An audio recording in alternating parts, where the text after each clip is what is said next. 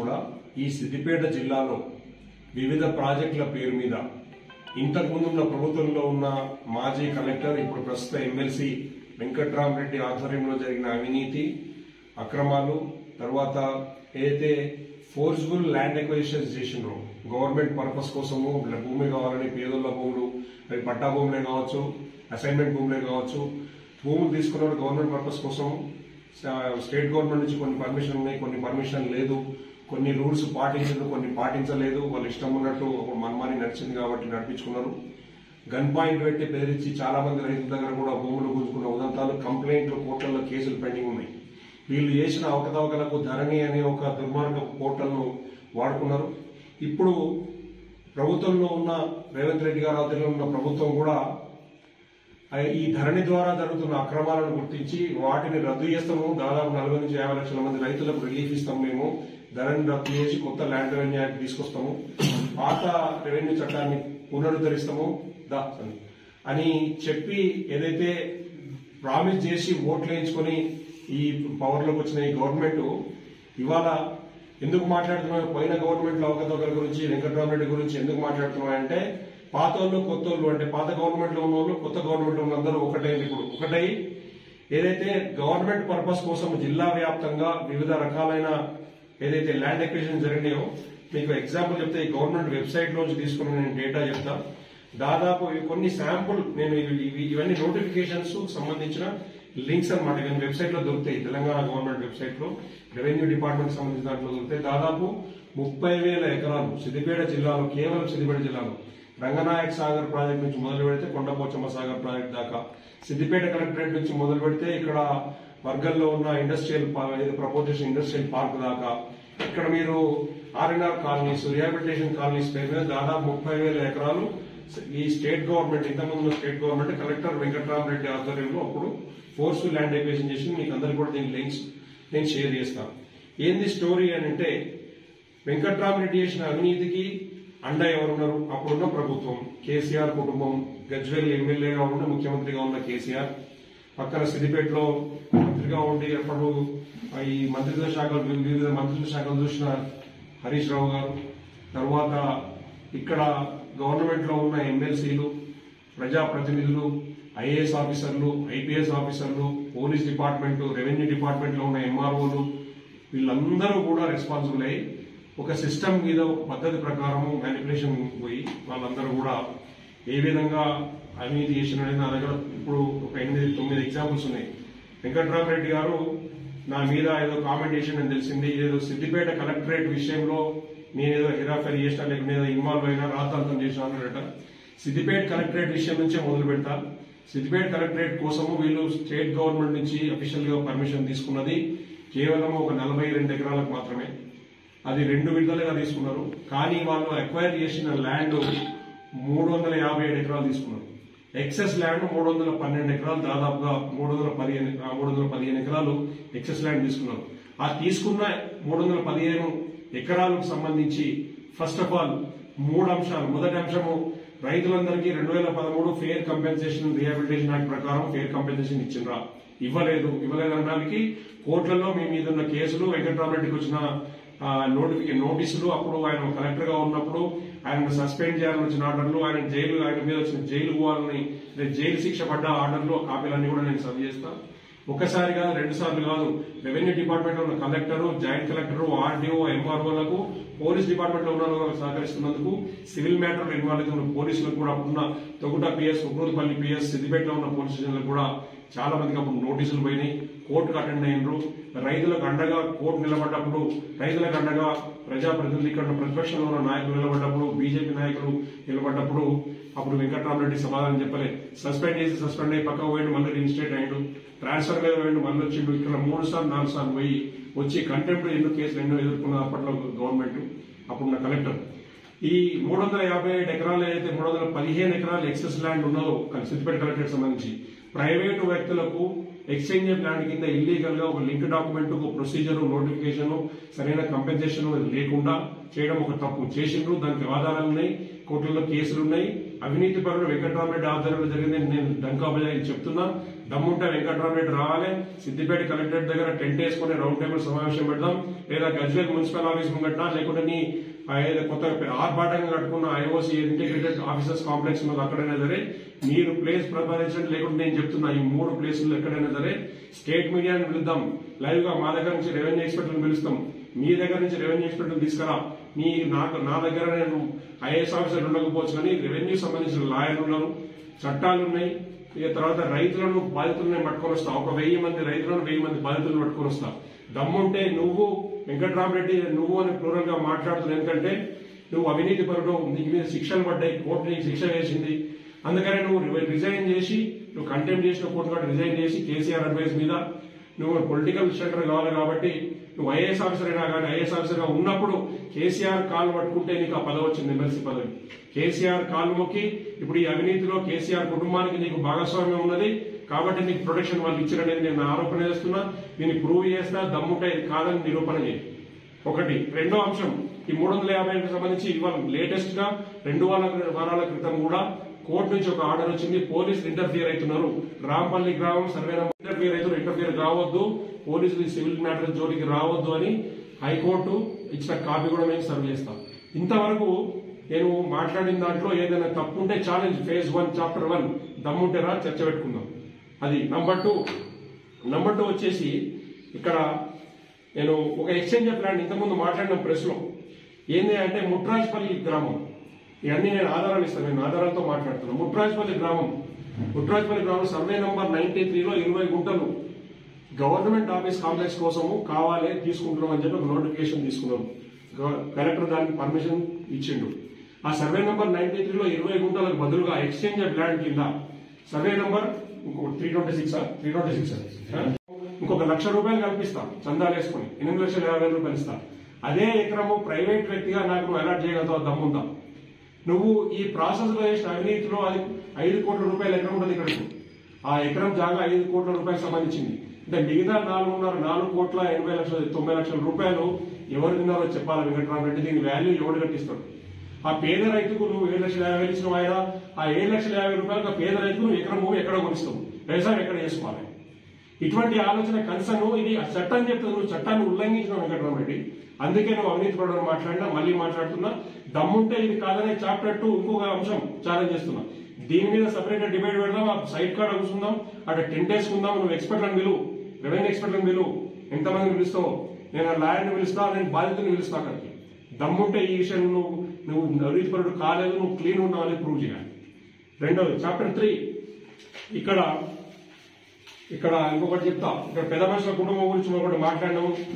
పెద్దవాళ్ళు ఎప్పుడు గౌరవించదగ్గలే కానీ తప్పు చేస్తే చిన్నోడైనా పెద్దోడైనా తప్పే. ఇక్కడ survey number Pragnapur 356 survey number 356 survey number. ఇది కలెక్టరేట్, దీని మీద కేసు కూడా ఫైల్ అయింది. Bill writ petition bill number 198/2020 number సంబంధించి 356 సర్వే నంబర్లో మణికొండ భూపతిరావు సంబంధించిన కుటుంబానికి సంబంధించిన వాళ్ళు, కాంతారావు కుటుంబం, తర్వాత మణికొండ విజయ్ కుమార్ అంటే ఆయనకు 39 ఎకరాల 15 గుంటలు ఎక్సెస్ ల్యాండ్ ఉంది. అంటే ఈ ల్యాండ్ ఉంది, ఆయన పట్టా ఆయన పేరు మీద ఉంటే ఇందులో సీలింగ్ కింద ఎక్సెస్ ల్యాండ్ ఉంది అని చెప్పి 10 ఎకరాల 28 గుంటలు గవర్నమెంట్ కు ఆయన సీలింగ్ కింద గవర్నమెంట్ కి ఇచ్చేసిండు, సరెండర్ చేసిండు.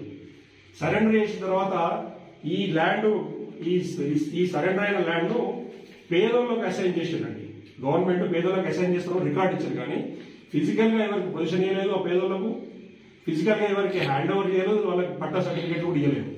వాళ్ళు ఫేక్ నేమ్ సృష్టించి 10 ఎకరాల 28 గుంటలు తీసుకున్నట్టు యాక్టింగ్ చేసిండ్రు, వాళ్ళకి ఇచ్చేసినామని చెప్పిండ్రు. దీనికి కంపెన్సేషన్ విజయ్ కుమార్ కు ఏం చేసిండ్రు అంటే మిగతా ల్యాండ్ పట్టా వేసి ఇచ్చింది గవర్నమెంట్, ఆయన దాన్ని వాడుకుంటారు. అయితే ఆ తర్వాత ఇదే ల్యాండ్ ఇదే ల్యాండ్ను అందులో ఇంకొక 2 ఎకరాలు పక్క నుంచి ఎక్వైర్ చేసి 7 ఎకరాల 20 గుంటలు ఒకరి పేరు మీద మళ్ళీ రిజిస్టర్ చేసిండు వాళ్ళ కుటుంబంలో. ఆయన దానం ఇచ్చిన నెక్స్ట్ సీలింగ్ ల్యాండ్ కింద. ఇది నీకు తెలియదు వెంకట్రామరెడ్డి, 2020లో నువ్వు ఉన్నావు కదా, పవర్ లో ఉన్నావు కదా, నువ్వు ఎమ్మెల్సీ కోసం కేసీఆర్ కాలు మోగిన టైంలోనే కదా అంత జరిగింది. ఆ కుటుంబానికి సంబంధించిన వ్యక్తులే కదా. నువ్వు అవినీతి చేయలేదంటే నీకు తెలియకుండా నీకు అవినీతి జరుగుతుంటే పేదోళ్ళకి అసైన్ అయిన భూమి, నీ దగ్గర రికార్డు అసైన్ అయిన భూమి ఉంటుంది, వాళ్ళకి చేతికి రికార్డు వాళ్ళకి పట్ట సర్టిఫికేట్లు పోవు. కానీ అదే భూమి ఆ సదరు వ్యక్తి మళ్ళీ ఇంకొకరికి పట్టా చేస్తే నువ్వు ఎట్లొప్పుకుంటావు? నీకు కంప్లైంట్ రాలేదా? కోర్టులో పిటిషన్ అయిన కాపీ నీకు రాలేదా? బిల్లు పడ్డది, బిల్లు ఫైల్ అయింది, బిల్లు వర్షన్లో ఉన్నది, నేను నంబర్ చెప్తున్నా, ఇది నీకు కాపీ సర్వ్ కాలేదా? ఇక నీకు పిటిషన్ వీళ్ళందరూ కూడా నువ్వు కలెక్టర్ ఎవరు వన్ ఆఫ్ ది పార్టీ, నీ ఆర్డీఓ అందరు పార్టీ, ఈ విషయంలో నువ్వు యాక్షన్ తీసుకున్నావు చెప్పాలి నాకు. బిల్ నెంబర్ చెప్తున్నా, bill number 180/2020 high court of Telangana Hyderabad. దీనికి సంబంధం ఏంటి? నువ్వు యాక్ట్ ఏం చేస్తున్నావు? దీని మీద నువ్వు క్లీన్, నువ్వు చాలా అవినీతి పరుడు కాదు, నేను నీట్గా ఉన్నా అని చెప్తున్నావు. నీకున్న ఆధారం ఏంటి? ఏం ఇంకా ఆధారం చెప్తా పట్టు, ఇంకా చెప్తా నీ అవినీతి సంగతి చెప్తా. ఏం జరిగింది అంటే ముట్రాజ్పల్లి గ్రామంలో సర్వే నెంబర్ 326లో మొత్తం 200 ఎకరాలు, 201 ఎకరం, దాంట్లో బై నంబర్లు చాలా ఉన్నాయి. 326/50 అనే దాంట్లో 112 ఎకరాలు ఉంది. సర్వే నెంబర్ 331లో 140 ఎకరాలు. మొత్తము ఈ లెక్క ఏంటంటే, ఈ లెక్క మొత్తము నేను చెప్తా అమౌంట్ ఎంత అని. టోటల్ ఎకర్స్ 342 ఎకరాలు వస్తుందండి. 342 ఎకరాలు వస్తే ఈ 342 ఎకరాలు అక్వైర్ చేసినాము. వీళ్ళందరికీ రైతులకు సంబంధించిన మేము కంపెన్సేషన్ ఇస్తాము అని చెప్పడం వరకు ఓకే బాగానే ఉంది. కానీ కంపెన్సేషన్ ఎంతమంది పే చేసినా? 397 ఎకరాలు, అంటే 55 ఎకరాలకు ఎక్స్ట్రా మేము కంపెన్సేషన్ ఇస్తామని చెప్పారు. మీరు కంపెన్సేషన్ నువ్వు రాసిన లెక్క ప్రకారం 7,50,000 అంటూ 55 ఎకరాలు ఎవరికి నువ్వు చేసినావు? డబ్బులు ఎక్కడ పోయినాయి? నీ బేనామీల పేరు మీద నువ్వు ఎట్లా రాస్తావు? నువ్వు లబ్ధిదారులు లేని వాళ్లకు 55 ఎకరాలు అంటే ఎంతమంది చేస్తుంటావు? దాని లిస్టు నువ్వు దమ్ముంటే బయట పెట్టి తీసుకురా. 397 ఎకరాలు నువ్వు కంపెన్సేషన్ ఇచ్చిన లిస్టు నేను బయట పెడతాను. అందులో ఉన్న వాళ్ళు 55 ఎకరాలకు సంబంధించి ఫేక్ కాదు, నిజమైన వ్యక్తులను చూపించాలి, అక్కడ భూమి ఎక్కడో చూపించాలి. నీ దగ్గర రికార్డ్ ప్రకారం 1942 రికార్డు నేను వెరిఫై చేసి 1942 నుంచి చేస్లా పానీలు, కాసరా పానీలు కంటిన్యూ డాక్యుమెంటేషన్ అంతా తీస్తే అక్కడ ఉన్నది మొత్తం వెళ్ళేది 342 ఎకరాలు. నువ్వు 397 ఎకరాలు ఎక్కడి నుంచి ఎక్వైర్ చేసినావు? 397 ఎకరాలు డబ్బులు ఎవరికి ఇచ్చినావో చెప్పాలి. ఆ డబ్బులు నువ్వే తిన్నావు వెంకట్రామరెడ్డి అని అంటున్నా. దమ్ముంటే కాదని ప్రూవ్ చేయి. దమ్ముంటే ఈ విషయం నేను లెక్కలు లైవ్ డిబేట్ పెట్టుకుందాం, లైవ్ రౌండ్ టేబుల్ సమావేశం పెడతా. ఈ గజ్వేల్ ప్రజ్ఞాపూర్ సంబంధించి, ముట్రాజ్పల్లికి సంబంధించిన ఇంతకుముందు పెద్ద మనుషులు, లోకల్ బాధితులు, రైతులు, ఆ లింగరాజపేట బాధితులు అందరూ కూడా పిలుస్తా. నేను లైవ్ పెద్ద స్క్రీన్లు పెడదాం, డిబేట్లు పెడదాం.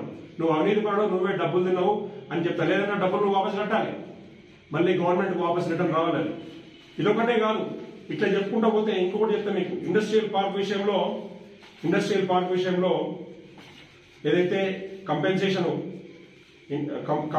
సంబంధించి నువ్వు వర్గల్ మండలానికి సంబంధించి ఇండస్ట్రియల్ పార్క్ విషయంలో కంపెన్సేషన్ లిస్ట్ అయింది దగ్గర ఎంతమంది నువ్వు నోటిఫై చేసినావు, తర్వాత దాన్ని ఆపినావు.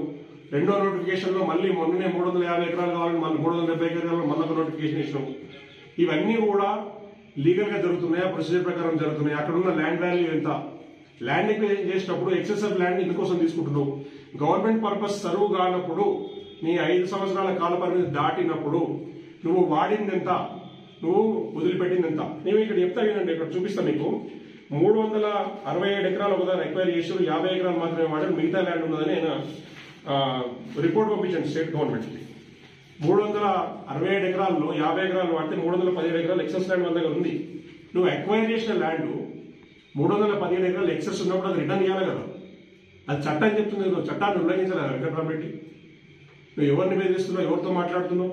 అప్పుడు అడిగేటోడు లేడని, క్వశ్చన్ చేసేటోడు లేడని నువ్వు మేనేజ్మెంట్ చేసుకుని, పొలిటికల్ లీడర్లను మేనేజ్మెంట్ చేసుకుని, ఊళ్ళల్లో బ్రోకర్లను పెట్టి నువ్వు ఏ విధంగా మేనేజ్ చేసినావు?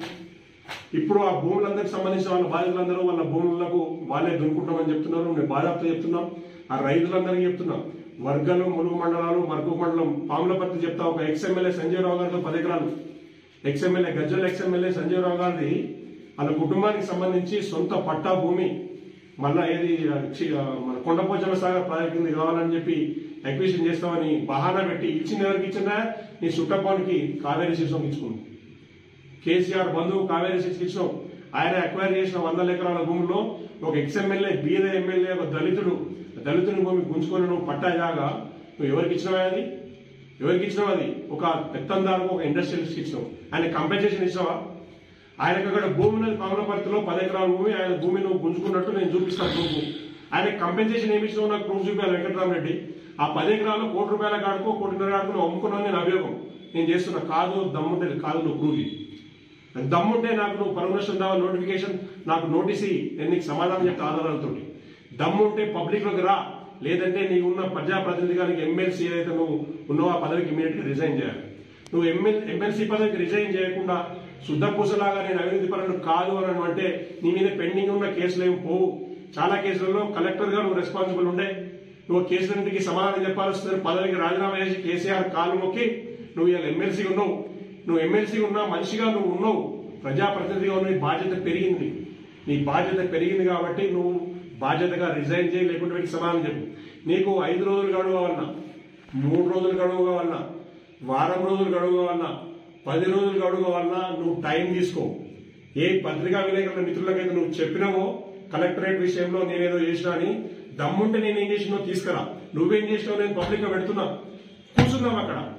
నువ్వు ఎంత అవినీతి పరుడు. నేను భారతీయ జనతా పార్టీ తరఫున ప్రజల కోసం, భారతీయ జనతా పార్టీ కార్యకర్తలతో నాయకులతో కలిసి రైతుల కోసం, ఆర్ఎన్ఆర్ కాలంలో బాధితుల కోసం, డబుల్ బెడ్రూమ్ రాని వాళ్ళ కోసం, ఈ భూములు కోల్పోయిన వాళ్ళ కోసం, వీళ్ళ కోసం మేమంతా కొట్టడానికి సిద్ధంగా ఉన్నాం. నీ వెనక ఎవడొస్తాడు? నువ్వు ఎమ్మెల్సీ దమ్ముంటే నీ పార్టీ కార్యకర్తలను తీసుకొని రా. దమ్ముంటే నీ ఐఏఎస్ ఆఫీసర్ నీతో పనిచేసినప్పుడు నా ఆఫీసర్లందరూ తోలుకొని రా. దమ్ముంటే నీ కోసం ఎవరైతే అప్పుడు ప్రొటెక్షన్ ఇచ్చిరో ఆ లీగల్ ఫెడరేటిని తీసుకొని రా. పబ్లిక్ గా 1000 మంది నేను జమ చేసి లైవ్ కెమెరాలు పెట్టి స్క్రీన్లు పెట్టి నేను డిబేట్ చేయడానికి సిద్ధంగా ఉన్నా. నీ అవినీతిని ప్రూవ్ చేయడానికి సిద్ధంగా ఉన్నా. మా బీజేపీ నాయకులలో ఎవరైనా కానీ, మేము కానీ, నాతో ఉండేవాళ్ళు ఎవరైనా కానీ మేము ఏం తప్పులు చేసినామో నువ్వు చెప్పాలి. లేదంటే నిన్ను తరిమి కొడతాము, తిరగకుండా చేస్తాము. ఈ ఎమ్మెల్సీ పదవి నువ్వు రాజీనామా చేయడానికి 1 వీక్ గడువు ఇస్తున్నాం వెంకట్రామరెడ్డి. వారం రోజుల లోపల నేను వేసిన అలిగేషన్స్ తప్పనేది ప్రూవ్ చేయాలి. లేదంటే ఇవన్నీ వేసి నీ మీద క్రిమినల్ సూట్ ఫైల్ చేసి నిన్ను జైలుకు పంపించేదాకా నేను ఎన్నుకోబోనని భారతీయ జనతా పార్టీ కార్యకర్తలందరూ కూడా ఈ అవకతవకలు, ఈ 30,000 ఎకరాలకు సంబంధించిన ఎక్సెస్ ఆఫ్ ల్యాండ్స్, ఈ ఆర్ఎన్ఆర్ కాలనీలు, డబుల్ బెడ్రూమ్ల సమస్యలు, మంచినీటి సమస్యలు, నువ్వు ఎన్ని రకాలుగా చాలా మంది రైతులు ఆత్మహత్య చేసుకుని నీ టార్చర్ భరించలేక ఎన్ని కేసులలో నువ్వు గన్ పాయింట్ పెట్టి బెదిరించి రైతులతో రాయించుకున్నావు. నీ మీద క్రిమినల్ కేసులు ఎందుకు ఫైల్ కాకూడదు? నీకు సహకరించిన అప్పటి రెవెన్యూ అఫీషియల్స్ గానీ, అప్పటి పోలీస్ అఫీషియల్స్ ఎవరున్నా కానీ అందరినీ కూడా వరుసపెట్టి మేము ఎంబడబడి మీ మీద ప్రైవేట్ కంప్లైంట్లు ఫైల్ చేసి మిమ్మల్ని ఖచ్చితంగా జైలు పంపించదని వెనుకబడతాం. జాగ్రత్త, ఖబర్దారని హెచ్చరిస్తున్నాం. భారత్ మాతాకి జై, భారత్ మాతాకి జై.